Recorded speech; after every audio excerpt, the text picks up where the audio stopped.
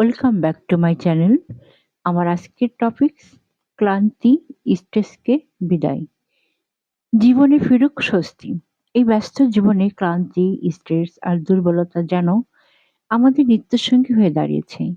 প্রতিদিনের কাজের চাপ, দুশ্চিন্তা আর অনিয়মিত জীবনযাপন আমাদের মানসিক সুস্থতাকে ধীরে ধীরে ক্ষতিগ্রস্ত করে।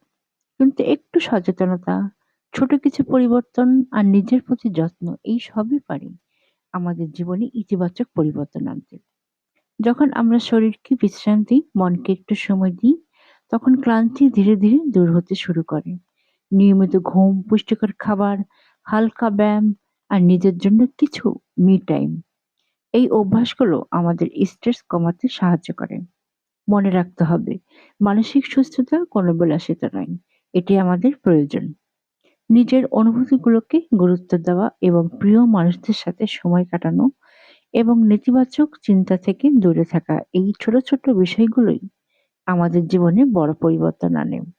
ক্লান্তি, স্ট্রেস আর দুর্বলতাকে যদি আমরা ধীরে ধীরে বিদায় জানাতে পারি, তাহলে আমাদের জীবন হয়ে উঠতে পারে আরো সুন্দর, আরো শান্তিময়। মানসিক সুস্থতা বজায় থাকলে জীবনের প্রতিটি মুহূর্তেই উপভোগ করা সম্ভব। সোহানা অনলাইন সবসময় আপনাকে মনে করিয়ে দেয়, নিজেকে ভালো রাখা সবচেয়ে গুরুত্বপূর্ণ।